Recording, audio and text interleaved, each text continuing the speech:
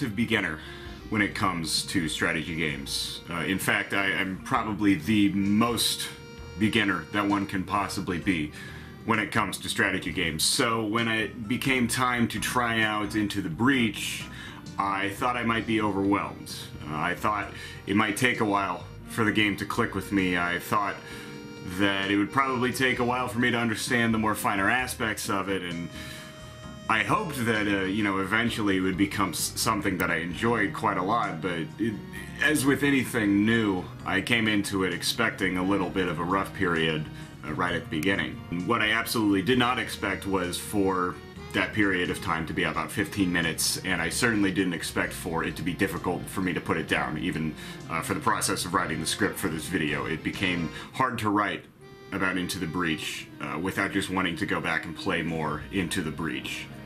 I have written down a selection of the phrases that entered my mind as I was playing Into the Breach.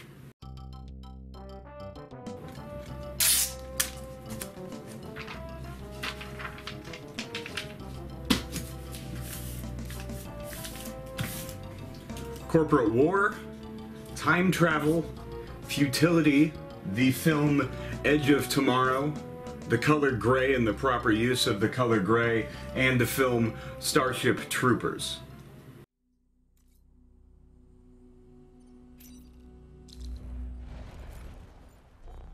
One phrase that I kept hearing at launch from more seasoned strategy game fans regarding Into the Breach was that it's like Advance Wars, but it hates you.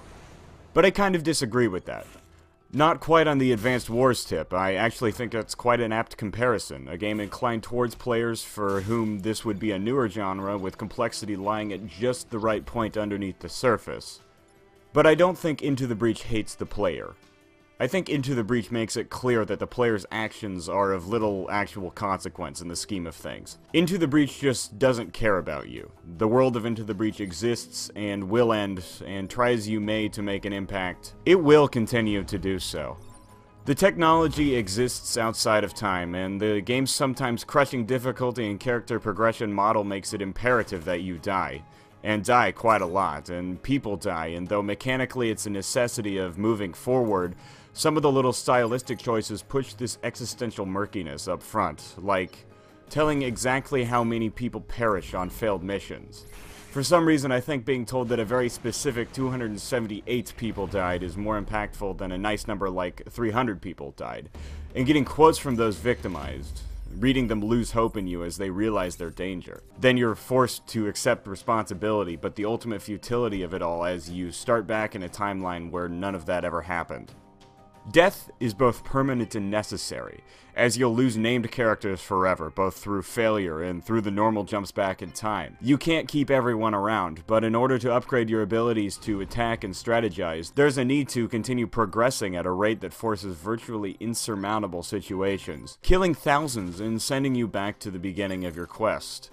You're sent into a paradoxical rut of failure and upgrade, which works so well to push you forward, but never let you feel satisfied. It works as a strategy game, too, of course. It's simple, sure, which worked for a newcomer like myself, but I think even intimately aware players will have something to take from Into the Breach. Your characters, futile though their lives can be, have personalities and different skills. There's a huge breadth of mechs and weapons to choose from, and the skill needed to succeed on the higher difficulties was something that a newcomer like myself just doesn't have.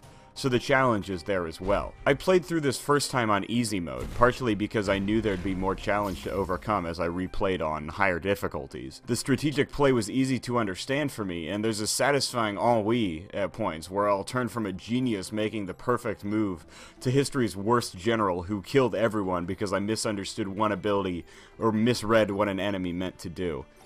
The aesthetic quality of Into the Breach really cements what was already an incredible experience. The entire game gives off a dour gray in menus, and in many of the stages as well, and that sense of dread is codified through the music. There are a few triumphant motifs, and rarely does the game celebrate without question. Questions of why this war is taking place in the first place, and who's benefiting really from the action taken, and why so many are forced to die and re-die in order for the game to go on a rise through this, though they're not necessarily directly asked in-game. It's a tonal masterpiece. Aesthetically, it's so well controlled, and it ties in beautifully with the enigmatic necessities of existence and death in mechanic.